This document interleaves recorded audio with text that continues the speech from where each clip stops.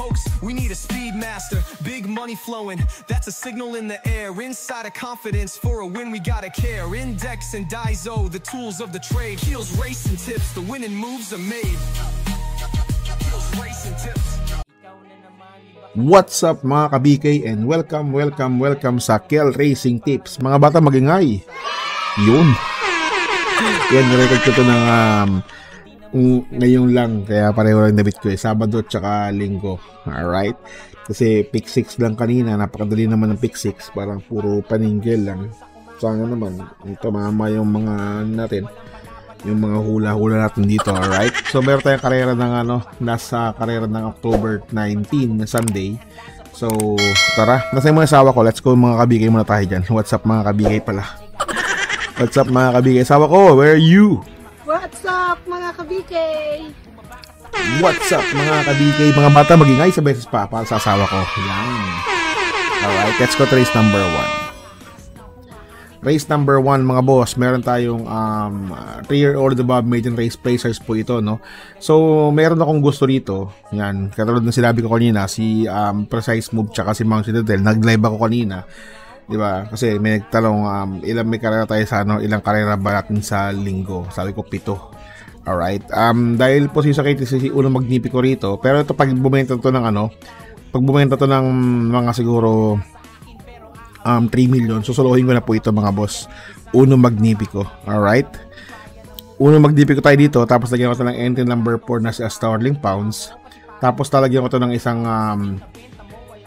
isang Precise Move. Tama ba? Hindi. What Ice Angel to? Precise Move dapat. Yan. Precise Move. Yan. Precise Move, sorry. Tapos lalagyan ko nito ng entry number 1 na si Mount Citadel. Ayan. Ano nangyari?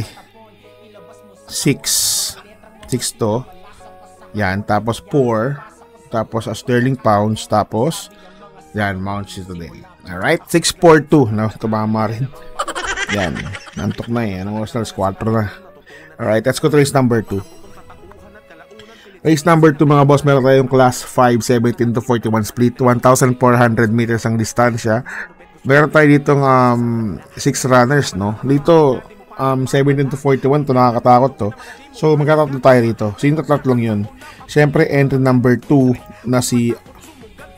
Bakit gano'n to? Hindi ko pa nilalagay. Kaya pala Entry number 2 na si Don Pedro. Tapos lalagyan ko to ng entry number 3 na si Desirable. Na ayan. Subigunda siya. Tapos tercera to ni Mr. Blue and White, no? Tapos lagyan natin ng entry number 6. Wala akong Ichiranran, ha. Para sa akin nabubulok din Diba? Sama niyo yung si Ichiranran kasi meron silang Sing Anyusong. Pero para sa akin, ayoko yan.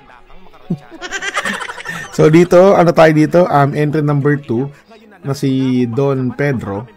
Tapos lagyan natin ng entry number 3 na si Desirable. And of course, entry number 6 na si Peerless. Ayan. Kayo pa rin na masusunod mga boss, ha. Let's go to race number 3. Race number 3 mga boss, dahil po si Sakiti ang entry number dito. Entry number 3 na si Winner Parade. Tatlo ulit tayo dito. Entry number 4 tayo dito na si Club Habana. Lalagyan natin ito ng entry number 1 na si Renzel Torres na si Sing Anyusong. And of course, entry number 3 na po si Sakiti na si Winner Parade. Yan. Pangatlo ko talaga si Winner Parade dyan Alright? Kayo pa rin na masusunod mga amon tunay. Let's go to race number 4. Race number 4 mga boss. Ito na naman, Hey Jojo. Pwede nyo pong suluhin yan mga boss, ha. Kung kayo pa rin na masusunod. Pero para sa akin kasi may tulog to kayo kay Bride 3, di ba? So dito, entry number 5, Hey Jojo. Sana bumuti naman tong to. Bumuti naman ang takbo nito. Grabe naman to. Di ba? Hey Jojo tayo dito mga boss. Yan, suluhin nyo na po yan. Pero para sa akin, para sa quartet nyo, sama nyo si Bride 3 tsaka si Sabel. Yan, nakakatakot yan. Si Sabel. Dihado pa yan. Let's go to race number 5.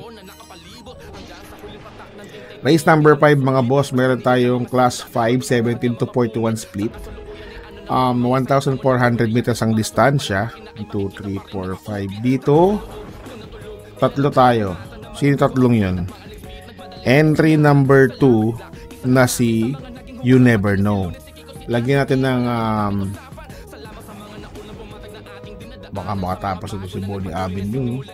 Malungkot talaga ito yung mga JC.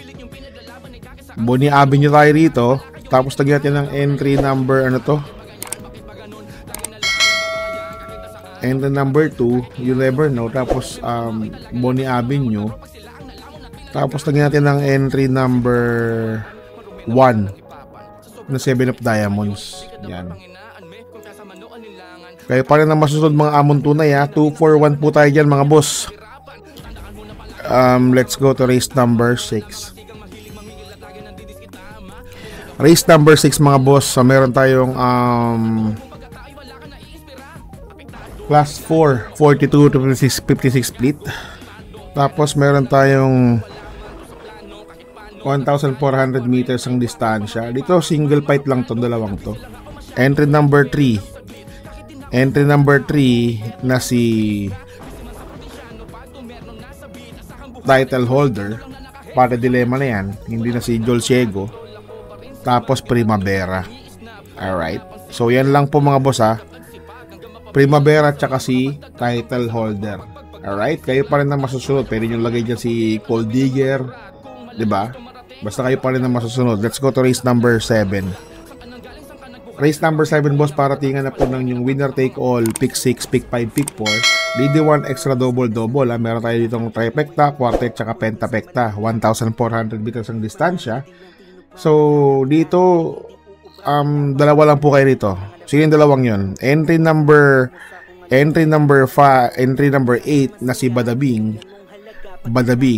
At lagyan natin ng entry number 5 na si Badabing tayo dyan mga boss. Tapos lagyan natin ng entry number 5 na couple entry na si Boy Lollipop tsaka sa Jojo Teresita. Alright?